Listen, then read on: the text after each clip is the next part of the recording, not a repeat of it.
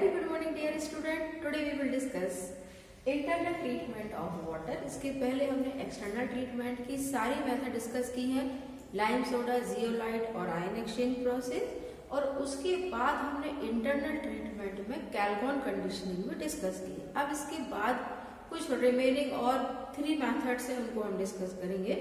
तो internal treatment और external treatment में डिफरेंस देख लीजिए सबसे पहले तो, कि यदि हम पानी को बॉयलर के अंदर डाल रहे हैं, बॉयलर के अंदर डालने के बाद यदि ट्रीटमेंट किया जाए वो इंटरनल ट्रीटमेंट, और बॉयलर में पानी डालने से पहले बाहर ही उसका ट्रीटमेंट कर दिया जाए तो वो होता है एक्सटर्नल ट्रीटमेंट। तो एक्सटर्नल ट्रीटमेंट के बाद ही पानी को बॉयलर में डाला जाता है, जिससे उसमें किसी प्रकार की कोई भी प्रॉब्लम ना हो। एक्सटर्नल ट्रीटमेंट देने के बाद यदि हमने पानी को डाला और मान लीजिए कुछ इसमें इम्प्यूरिटी प्रेजेंट है तो वो बॉयलर में प्रॉब्लम क्रिएट करती हैं।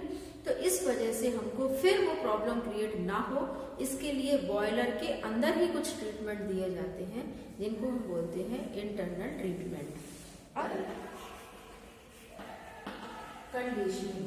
अब कोलॉइडल कंडीशनिंग में हम क्या कर रहे हैं कि जो बॉयलर के अंदर स्टील और स्लज का फॉर्मेशन होता है जिससे बॉयलर डैमेज होता है, हम ये चाह रहे हैं कि वो प्रेसिपिटेट कुछ कोलॉइडल नेचर का बन जाए जिससे वो उसके ऊपर स्टिक ना हो और बॉयलर को डैमेज ना करे। तो कोलॉइडल प्रेसिपिटेट बनाने के लिए हम इसमें डालते हैं टैनिन या केरोसिन। ये कुछ डालने से टैनिन या लिग्निन या केरोसिन वगैरह जो हम डालते हैं उससे जो प्रेसिपिटेट बनता है वो थोड़ा सा कोलॉइडल नेचर का बनता है। कोलॉइडल नेचर का बनने के कारण वो स्टिक नहीं हो पाता, और स्टिक नहीं होता तो हमको उसको इजीली ब्लो डाउन ऑपरेशन से निकाल सकते हैं। तो ये तो नॉर्मल है। फिर दूसरा अपन देखते हैं सेकंड जो है कार्बोनेट कंडीशनिंग। Carbonate conditioning. अब कार्बोनेट कंडीशनिंग में जो हम मेन केमिकल यूज कर रहे हैं वो है यहाँ पर सोडियम कार्बोनेट। सोडियम कार्बोनेट का यूज करके हम जो भी हमारे हार्डनेस पॉजिटिव सॉल्ट है उनको हम कैल्शियम कार्बोनेट के फॉर्म में प्रेसिपिटेट आउट कर लेते हैं, और फिर उसके जब प्रेसिपिटेट आउट हो जाते हैं तो उसका सेपरेशन हो जाएगा, और सेपरेशन होने के बाद जो बॉयलर के प्रॉब्लम है उनको हम सॉल्व कर सकते हैं। हमको ये चीज पता होनी चाहिए कि प्रेसिपिटेट बनता क्यों है या किस तरीके का होता है। तो इसमें 2 चीजें होती हैं, एक होता है सॉल्युबिलिटी प्रोडक्ट। सॉल्युबिलिटी प्रोडक्ट किसी भी सॉल्ट का एक पर्टिकुलर टेम्परेचर पे सॉल्युबलाइज करने का एक कैपेसिटी होती है, उसको हम बोलते हैं सॉल्युबिलिटी प्रोडक्ट। तो एट गिवन टेम्परेचर पे जो सॉल्युबिलिटी प्रोडक्ट यदि मान लीजिए सॉल्युबिलिटी प्रोडक्ट की ज्यादा है as compare to ionic product, ionic product कम है और सॉल्युबिलिटी प्रोडक्ट ज्यादा है, मतलब उसके अंदर उसको डिसॉल्व करने की कैपेसिटी ज्यादा है, उस कंडीशन में जो सॉल्यूशन बनता है वो कैसा होता है? Unsaturated solution. असंतृप्त विलयन जिसको बोलते हैं अनसैचुरेटेड सॉल्यूशन होता है। अनसैचुरेटेड सॉल्यूशन हमारा बन गया। यदि मान लीजिए सॉल्युबिलिटी प्रोडक्ट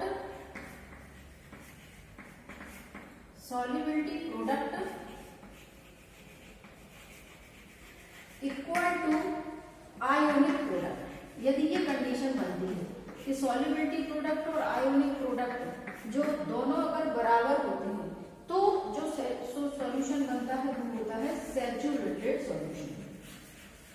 सैचुरेटेड सॉल्यूशन।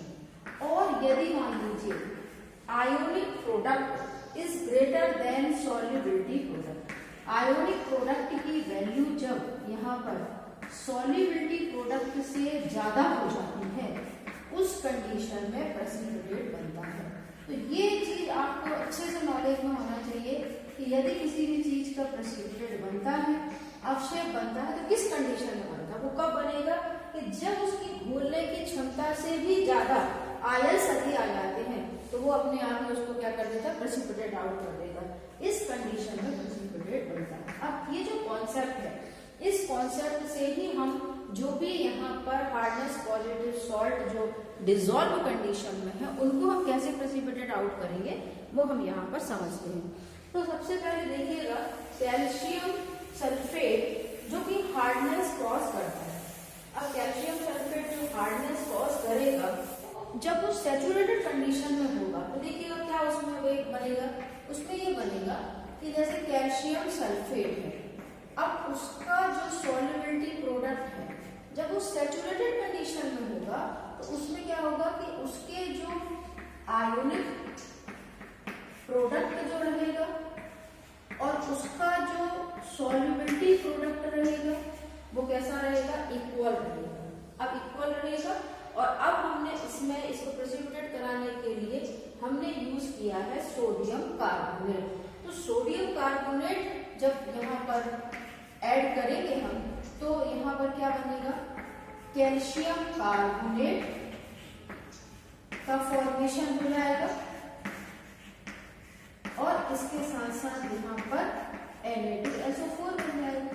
तो जो कैल्शियम कार्बोनेट जो है इसका प्रेसिपिटेट यहाँ पर बना, कैसे बनेगा इसका प्रेसिपिटेट अपन देखते हैं कि यहाँ पर प्रेसिपिटेट बनाने के लिए जब कैल्शियम कार्बोनेट की सॉल्युबिलिटी प्रोडक्ट से जब यहाँ पर जब बिल्कुल एक सैचुरेटेड सॉल्यूशन बनेगा उस कंडीशन में क्या होगा, उसका सॉल्युबिलिटी प्रोडक्ट और इसके आयोनिक प्रोडक्ट ये दोनों कैसे रहेंगे, इक्वल कंडीशन में रहेंगे। कैल्शियम सल्फेट और कैल्शियम कार्बोनेट के बीच में हम कंपेयर कर रहे हैं किस तरीके से ये बनेगा। तो जब सैचुरेटेड कंडीशन रहेगी उस कंडीशन में तो ये वाला स्थिति बनेगी। अब हम क्या करेंगे कि मान लीजिए इसको हम नंबर 1 दे दें और इसको हम नंबर 2 दे देते हैं, तो हम क्या करते हैं, डिवाइड करते हैं, सेकेंड डिवाइडेड बाय 1,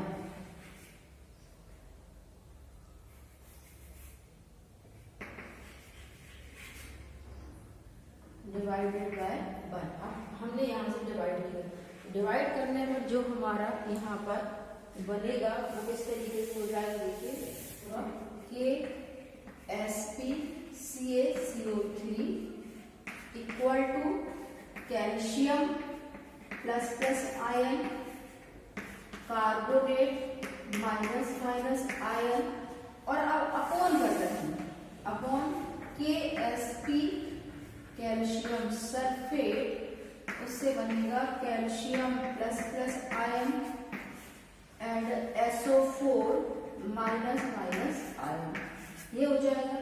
अब इसमें क्या होगा, कैल्शियम से कैल्शियम कैंसिल हो जाएगा और यदि इन दोनों के सॉल्युबिलिटी प्रोडक्ट को हम एक दूसरे सिंबल से अगर हम इसको शो करते हैं तो K डैश हो जाएगा, तो K dash is equal to हो जाएगा CO3 minus minus ion upon SO4 minus minus ion, ये हो गया। अब मान लीजिए कि यहाँ पर कार्बोनेट आयन का कॉन्सेंट्रेशन जैसे ही इंक्रीज होता है तो क्या होगा, इंक्रीज जैसे ही होता है तो उस कंडीशन में क्या होगा, देखेंगे अपन, ये SO4 को हम यहाँ शिफ्ट करते हैं तो ये बन जाएगा हमारा KSO4 माइनस माइनस आयन। मान लीजिए इसकी वैल्यू से भी ज्यादा कार्बोनेट आयन का कॉन्सेंट्रेशन बढ़ता है तो उस कंडीशन में कैल्शियम कार्बोनेट प्रेसिपिटेट आउट होता है। तो ये जो कैल्शियम और ये जो कार्बोनेट है इनका मतलब जब भी कभी जुड़ने का होगा तो प्रेफरेंस किसको दिया जाएगा, कैल्शियम किसके साथ जुड़ेगा, कार्बोनेट के साथ एज कम्पेयर टू सल्फेट, क्योंकि उसकी एफिशिएंसी उससे ज्यादा होती है, सॉल्युबिलिटी प्रोडक्ट इसका बहुत कम होने के कारण जल्दी से अवक्षेपित हो जाता है और अवक्षेपित होने के कारण से फाइनली उसमें कैल्शियम कार्बोनेट के प्रेसिपिटेट बनते चले जाते हैं और इजीली जो कैल्शियम सल्फेट से जो प्रॉब्लम क्रिएट हो रही थी, जो स्केल स्लैश का फॉर्मेशन हो रहा था, वो अब प्रॉब्लम को सॉल्व हो जाएगा और कार्बोनेट के फॉर्म में इजीली उनका सेपरेशन होता चला जाएगा। तो ये इसमें यहाँ पर ये इसमें सेपरेशन होता है। पर इसमें एक चीज और है कि मान लीजिए यदि यही फिनोमिना और यही पूरा का पूरा रिएक्शन हम हाई प्रेशर बॉयलर में करते हैं, यही काम पूरा हाई प्रेशर बॉयलर में यदि हम करते हैं तो हाई प्रेशर बॉयलर में क्या होगा, इसमें देखते हैं अपन क्या प्रॉब्लम हो सकता है। High pressure boiler high pressure boiler की जब हम बात करेंगे उसमें क्या होता है कि ये जो कार्बोनेट आयंस बना हुआ है ये क्या करेगा, वाटर के साथ रिएक्ट करेगा और वाटर के साथ रिएक्ट करने के बाद बना लेता है HCO3 माइनस आयन और प्लस बना लेता है ये हाइड्रोक्साइड आयन।